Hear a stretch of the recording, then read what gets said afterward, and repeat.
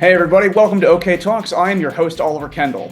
I'm a lifelong political nerd with a background in international relations and security policy who's had the good fortune to have gotten to live in a number of countries outside my own, which I think gives me some perspective to both help interpret events in my own country's politics for folks outside the country and help shed some light for people back home on events of note going on in the rest of the world. So I am recording this at 5:42 in the morning, Barcelona time. A little punch drunk, not in the good way.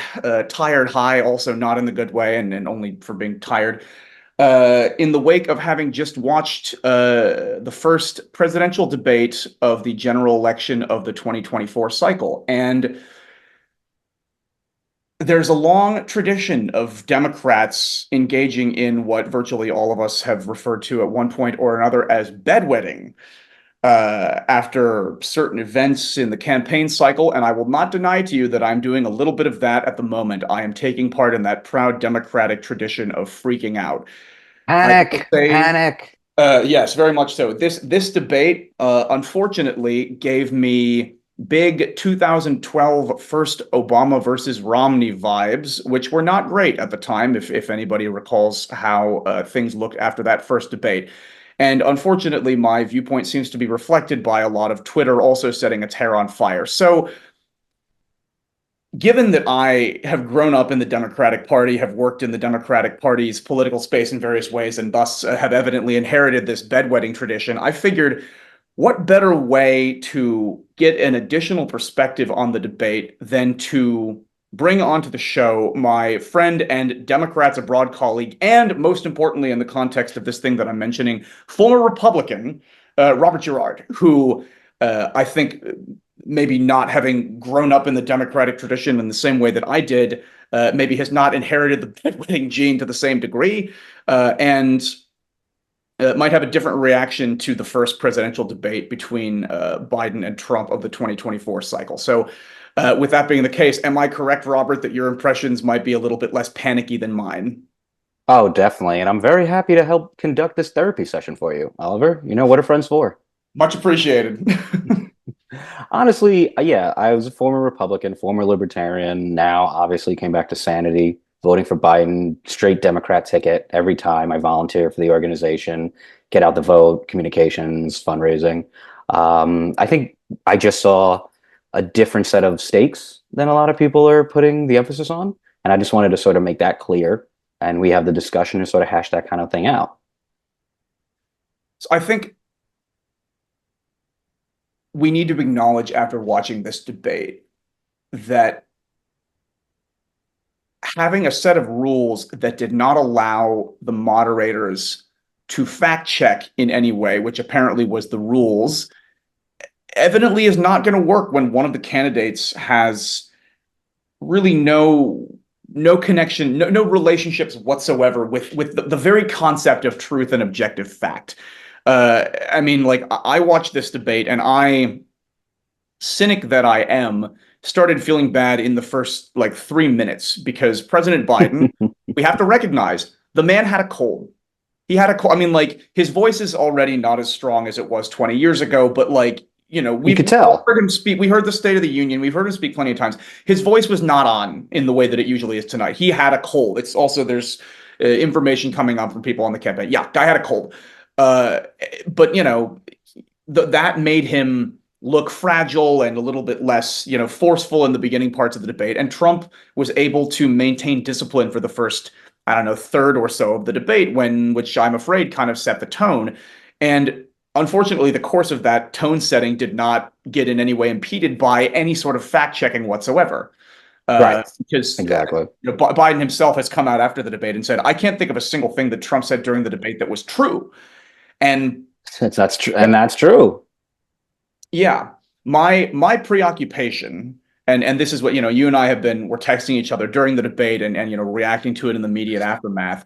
You evidently have more faith in the voters than I do, in the sense that my reaction was, oh my God, uh, Biden and Trump came into this debate each needing to sort of prove one thing. Trump needed to prove that he's not insane, and Biden needed to prove that he's not like 5 seconds away from death.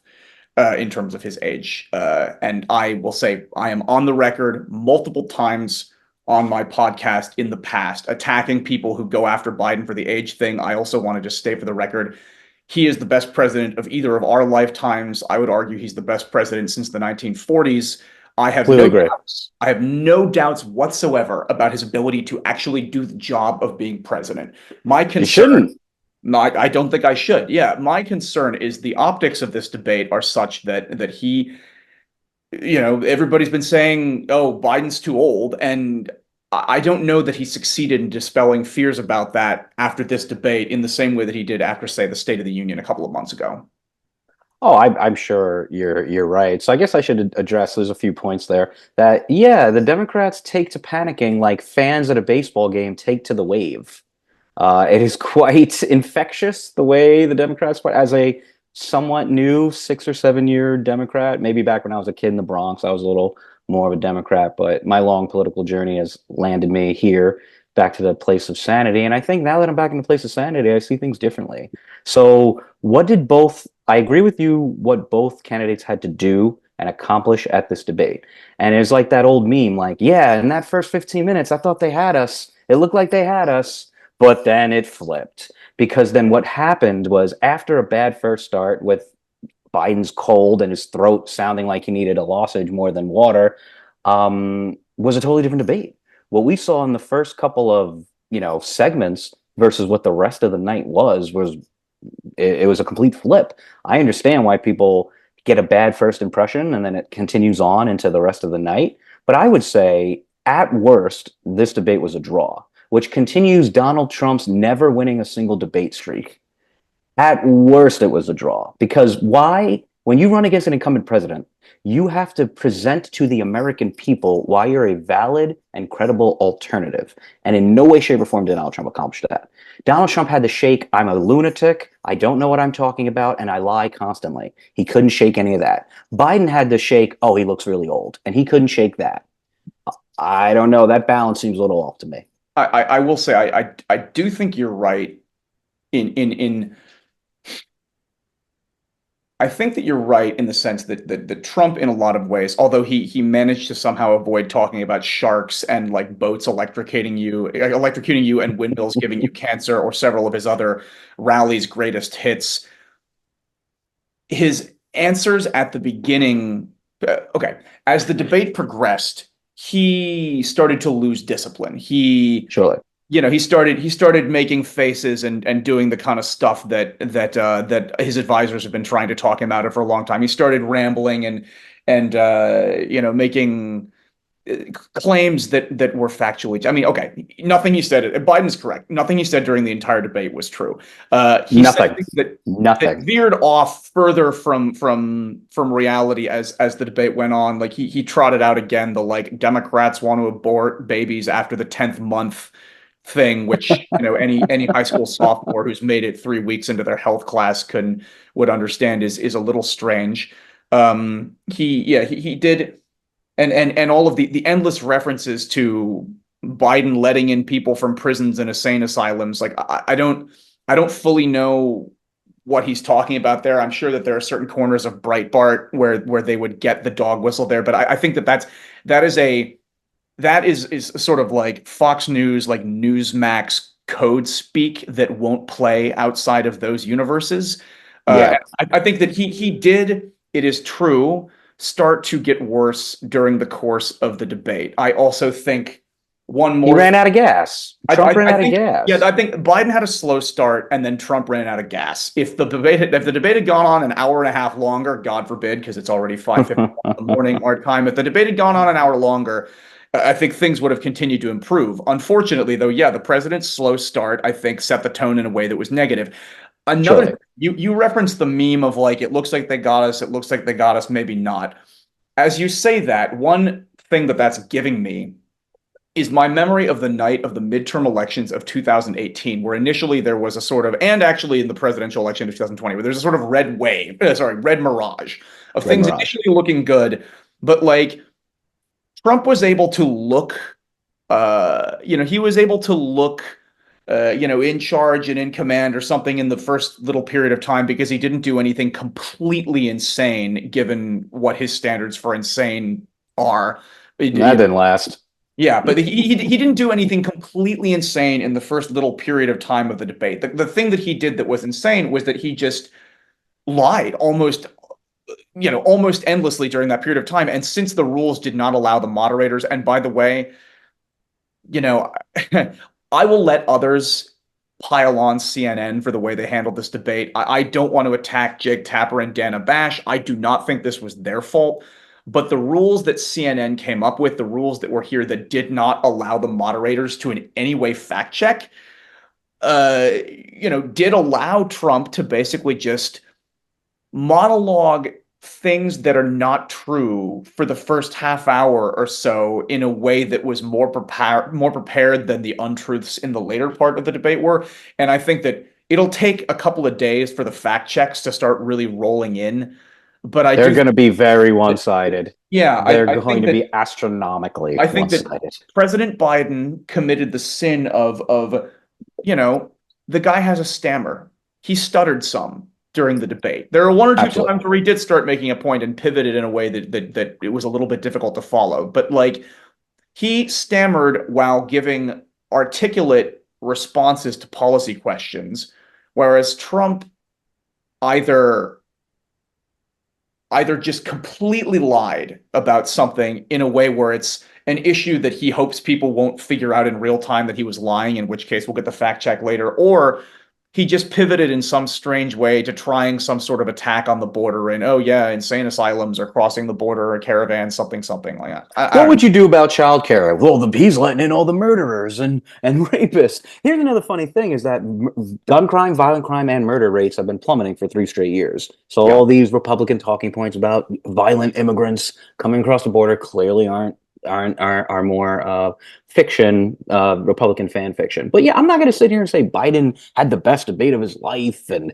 he's a triumphant hero. What I'm saying is that and he, at worst, because of the shitty start, it's a draw. It's a draw, and if it's a draw, Trump can't get draws. Trump can't, like, if there's more debates and they're draws and Biden just looks old, I'm sure he'll look better when he's not having and doesn't have a cold. But if there's debates and Donald Trump's only going to a draw because his lies and craziness and attacks make him look fundamentally unfit, and Biden's stammer, lifelong stutter slash, trying to fend off 8, 9 different lies at once. That's the thing. Since CNN couldn't block any of Trump's lies or fact check any of Trump's lies, Biden had to try to keep 7, 8, 9 lies per fucking instance, per instance, actually in his head and refute them. That's not an easy thing for anybody to do. So I think Hey, that the optics of that is different than, the sell me on reality. this argument. You've now made this argument a couple of times that a draw isn't good enough for Trump, that Trump needs to like win-win. He can't win with a draw. I'm not convinced of that. Convince me. Sure. Because Donald Trump is the defeated ex-president who is the most hated man on planet Earth, who's done literally nothing to increase his base, who's funneling his campaign money into his private businesses, who just got convicted of a felony, and whose SCOTUS gutted women's reproductive rights. And he did a coup. Sorry, I forgot about that. He also did a coup. He Yeah, we, needs we to did we look did make it we did big. make it. I will say it one of the most one of the areas where I do think I don't know if this is CNN's fault or the moderator's fault, and I respect the hell out of Jake Tapper and Dana Bash, so I'm trying really hard to not attack them. But I assume that the questions were the moderators, and I will say I do find it to be a little insane that it was like at least a half hour into the debate before we even got a reference to the fact that Donald Trump is a 34 times convicted felon.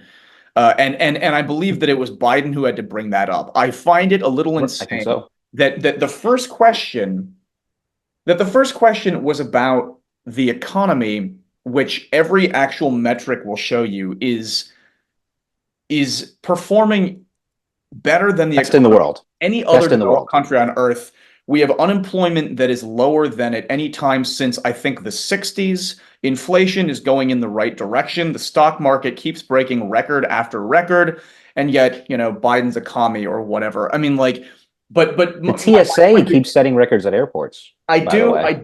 yeah, I do find it a little bit. I don't want to use the expression dereliction of duty here, but like, I do think that it was stupid, let's just say, that the moderators opened the debate with a question about an issue that will be demagogued by that is easily open to demagoguery, but that is actually, although voters continue to believe that it's an issue because of push polls and because of vibes and stuff, the reality is it is a non-issue compared to in most other elections. And yet one of the two people on the stage is a convicted felon who led a violent insurrection when he was defeated the last time. And the fact that the debate did not open with that, oops, there goes my cool background. Oh well. It's late, whatever. Lower production It's a value. Anyway, farce. come It's a on. farce that they didn't open with the fact that Donald Trump did a coup attempt. It's Yeah, a farce that they didn't open with, why did you attack the judge's daughter in your felony conviction trial?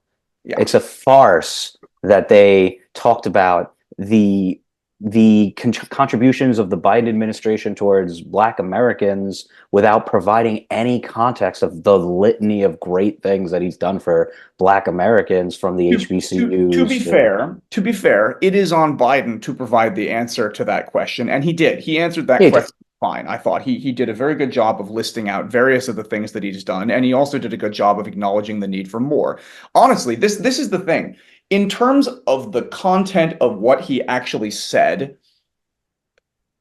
there was virtually nothing objectionable in anything Biden said, in terms, like, nothing as far as I'm aware. There was like one thing where he said like something that could be interpreted as being incorrect in terms of the withdrawal from Afghanistan. But I mean, like, Biden was factually correct. And this brings us back yet again to the problem of how do you have a debate where one of the two people is allowed to just bullshit for 90 minutes and say whatever he wants without any sort of accountability, as long as he does it in a voice that doesn't sound hoarse and he applied enough bronzer prior to the performance. And I think performance is the right word to use here. I don't know. It's very frustrating, and I do find myself wishing that the president and his team had anticipated that better, or had a better ability to respond to that in real time. Because I do think the fact check is going to clean a lot of this up, but I'm afraid Yeah. that a lot of people are not going to watch it,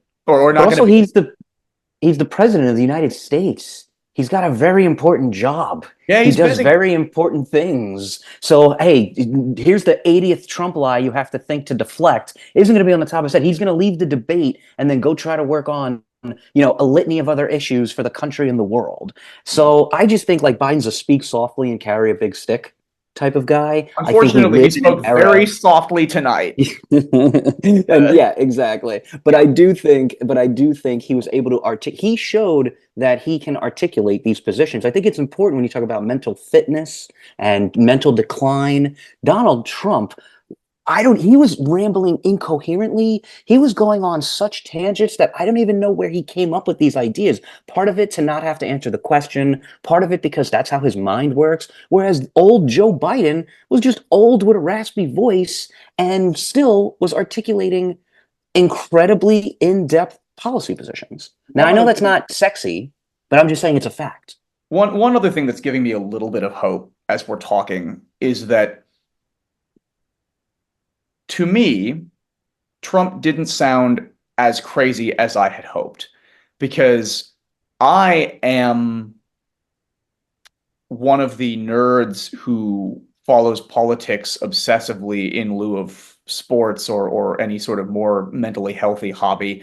And over the last several years since Trump has been out of office, like, I've desperately wanted him to go away and for various bad things to happen to him. And oh, I'm going to skip going off on a violent revenge fantasy now. But like, I have been more consistently exposed to Donald Trump than the average American, Surely. the people over the last, since Trump left office, the people that have been consistently exposed to Trump are either people that like him enough that they seek him out and they like went on, untruth social, or people like me and you Who who hate are him. obsessive enough about politics that we have followed it over the last several years. And we've heard on Morning Joe and on CNN and various other places, we've heard the unhinged rants about the windmills and the rigged election and the judge's daughter and whatever else he's done for the last couple of years. And The so late great Hannibal Lecter. the late great Hannibal Lecter. And so to us, or at least to me, this performance did not include many of the greatest hits of like nutcase Trump that I have been exposed to over the last couple of years. And so for me, I was of course hoping that he would come out on the debate stage and that there would be a lot of that. There was a little of that. There was the, abort the baby after the 10th month thing. There was like random references to insane asylums and prisons. And then as we got later, I mean, there were, there were There were a lot of tangents. there were attempts to get out of taking responsibility for January 6th. There were things like this that We were the most respected in the world on January 6th. yeah, that I desperately hope people who have not been following as closely as we have the last couple of years will see that and be reminded, oh yeah, he's nuts. Because Bingo. my fear as a person who watches this all too much is like I needed him to come out there and be nuts. And he wasn't as nuts as I'm used to him being. And so for me, he cleared the very, very, very low bar of not being completely insane. I know that But still nuts. he's not. But like my hope is that maybe people that do not fall that are being reintroduced to Donald Trump for the first time in 3 years, who had blissfully forgotten him, who had imagined that he had ridden off into retirement and had only heard of him in the context of his trials, that those people maybe saw this performance and were like, actually, yeah, now I remember. So I'll I see your situation. I'll see your situation and I'll raise your situation. The entire premise of why Trump can win and it looks like he's ahead is because he's ahead with the least informed voters, the least likely to vote voters, the people that are just tuned out, that Biden gave them the blessing of being free to be tuned out with. You weren't worried about 3 a.m. tweets from a guy with nukes. Now, let me get back to why that's a situation you should consider.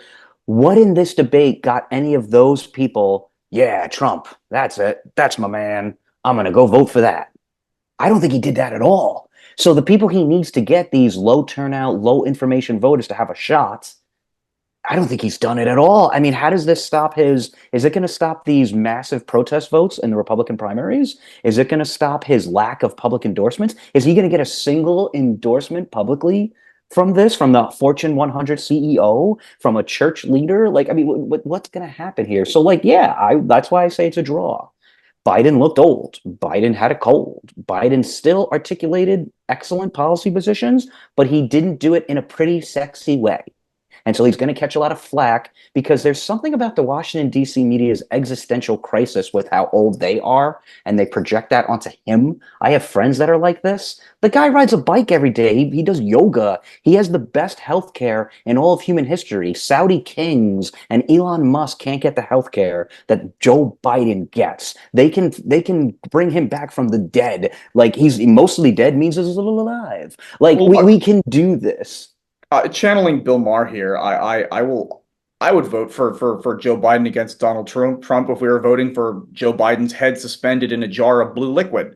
But Weekend like, at Bernie's. Weekend at Bernie's. Yeah. yeah, okay, yeah, fair enough. And again, as I've stated at the top, I have no doubts about Joe Biden's continued ability to do the job of being president. He is an excellent president, and I don't think that him being, having a cold on debate night actually changes his capacity to be the president of the United States. I just worry that based on the optics of the debate, where, we had this debate early in the hopes that it would refocus attention back onto Donald Trump being a crazy person. But unfortunately, since the president did not seem to meet the expectations that were set of him, the primary narrative coming out of this is that. I will say, Yeah. channeling some of the things that you've been saying, and in my attempt to get myself more into the headspace that you're in right now, because it is a healthier headspace than mine, as I am again channeling the Democratic bedwetter mentality that we always adopt. Happy to Rachel, help, my friend. yeah, Rachel Bidikofer, who is a genius political scientist and pollster Yeah. who correctly predicted a bunch of the stuff in the midterms, and who has I think caused Democrats to understand better the concept of negative partisanship, Oh yeah. tweeted after the debate, quote, "I'm assuming we're going to see dramatically declined ratings. Obama lost debate one too. And just like with this debate, he lost, Obama, that is to say, because Republicans said he lost, and because Democrats are so naively honest that they publicly agreed with them. Republicans would never do that, no matter how bad Trump was." And Ever. she's right. If Donald Trump The had lies will continue. if Donald Trump had come out onto this stage, and I mean, everybody expected him to lie his ass off, but if he had additionally gone up there and said, like, bing, bing, bong, bong, China, windmills, they got the windmills, okay? They get everybody cancer, lots of people. Did you hear about that one time when I went to the breakfast and everybody said I was the best? And then I went on January 6th and nothing happened. And then, by the way, I care very much about nuclear, very powerful. And Kim Jong-un said I was great. And we sent a love letter. And by the way, there's nothing wrong with my hands. If he'd come out there on the debate stage and done those things, which I desperately wish that he had, and everything that I said there is stuff that he has said, so it's not like I just pulled that out of my ass. But if he had shown up on the debate stage and done that stuff, Marco Rubio would be in the spin room afterwards saying, "After 4 years of the feckless leadership of President Biden, it was nice to again see the behavior of a real president on a debate stage." Who Like, tells it like it is. He tells yeah, it like it a man is. who understands the American people. Yeah, the point being this: Republicans, even if the debate had been rather than a draw, as you're saying it is, and yeah, I think so. If the debate, rather than being a draw, had been a clear, dominant, like State of the Union style performance victory for President Biden, the Republicans would still not be being like, "Oh well, I got to be honest, maybe it's time to think about switching out Trump for a candidate that isn't a 34 times convicted felon who spent the last 30 years smearing orange lead paint onto his face." Yeah. That would not be the reaction that they would have. And I think that this tweet and your response is causing me to come back to remembering a little bit how we Democrats should be responding to this debate. Yes, our guy's old. Our guy's old. Everybody knew that. Everybody knew that Old, Biden was old. And old as hell. And he got a cold on the worst possible goddamn day in which he could possibly have got a cold. Boy, do I hope he is mainlining vitamin C for the rest of the campaign. However, Seriously. in this debate, we heard Donald Trump uh, avoid responsibility for January 6th. We heard, Refused to say he'd accept the outcome. yeah, like just to list off a couple of things that I remember, and please chime in if I'm forgetting anything. Or actually, yeah, let's do this. Give me your as we start to wrap things up here because we're running out of time and it's late and we need to go to bed. Give me your top like three craziest things you remember Trump having said during the debate. Well, absolutely that he's still lying about the friggin' election being stolen is both crazy and a lie. You had said it, this whole after birth abortion lie Republicans have been spewing forever. So it's both crazy and lies, right? So like taking like a lie and then spinning it out into a crazy story is something he did 19 times. The most crazy thing is absolutely the fact that he won't accept the results of the election. That he's still clinging to delusional Hugo Chavez and Italian satellites, nonsense conspiracy theories. Part of it, to use as a defense of his next criminal trial, but mostly because he, as a liar, convinces himself of the lies. So yeah, not accepting the results of the election. He has his qualifiers. If it's fair, which means if I say it's fair, if I win, it's never fair if Trump loses. And that abortion thing. But the fact of the matter is when Donald Trump starts talking, anything's going to come out of his mouth. And what doesn't come out of his mouth is coherent policy positions. What doesn't come out of Donald Trump's mouth is somebody who knows what the hell they're talking about. If That you is true. ask him, There were no coherent policy proposals whatsoever. In another Those epic fail of the fortune moderators, I don't know how the hell the words Project 2025 did not escape the lips of a single human being in that room. That's on everybody there except Trump, who has every incentive for that to not be talked about. But the fact that he wasn't asked about that yet again, Jake, Dana, love you guys. You're great journalists. How the hell did that question not come up? a failure, an unexcusable failure, an That's a inexcusable real. failure. That's a real. That was He a. said day one dictator, and they didn't bring it up. But then they said, "Hey, Joe, what do you think about what do you think about some people feel left out of your like?" It was just really mind-boggling. It was almost like he was on a robotic show, like one of these Disneyland Pirates of the Caribbean things, where everybody was just a robot and a prop, and then this man had to fend off 80 lies in like 10 minutes. And he's like, well, we're going to talk about this question, or do I have to fend off 9 more lies? For me, the bottom line takeaway from this debate needs to be the following: uh, Donald Trump, as you just laid out, uh, continues to not accept the results of the election in 2020. He continues to deny responsibility and did so in this debate for the failed coup attempt of January 6th. He dodges as much as he possibly can responsibility for the fact that women in the United States no longer have the right nationally to not be forced to carry an unwanted pregnancy to term. There were a couple of other things, but off the top of my head, yeah, the most important thing to remember from this is that yet again, one of the two presidential candidates in this election will not commit to either condemning political violence or accepting the results of the presidential election. All of which is to say, at the end of the day, was this the performance that I think a lot of us hope for from President Biden? No, but Trump's No. performance in this debate should remind us that there are many potentially worse things in a presidential candidate or a president than having bad timing in terms of when you get a cold. And I will just say now, as we're about out of time here because Zoom's going to kick us out, that to my fellow Democrats who are also engaged in some bedwetting at the moment as a result of this, your reaction to those several things that I just laid out there in the debate should be, if you don't think President Biden had enough energy on the debate stage tonight, what are you doing with the energy that you have? What are you doing to make sure that Donald Trump will not be the president in January of 2025? If you feel like you had more energy than President Biden tonight, and maybe so, use that energy to phone bank 10 times instead of 5. Use that energy to knock on the next 5 doors more than you were originally going to knock on. Use that energy to do 5 more postcards you're going to send to voters.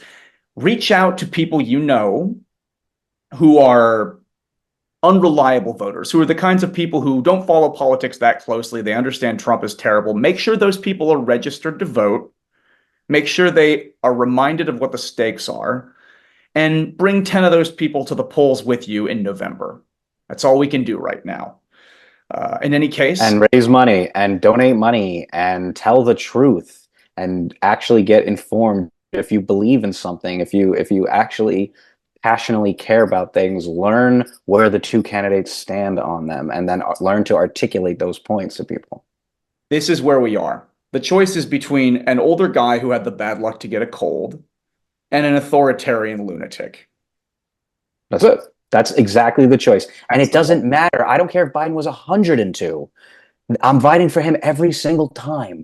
Every single time. And I don't think Biden being old is going to stop anybody who's afraid of January 6th and an IVF ban and a national abortion ban. I don't think it's going to stop anybody from voting for him. We're about to get kicked out of Zoom. All I can Yes. say is I desperately hope you are right. Vote, volunteer, fundraise. Let's go win this thing. Let's go.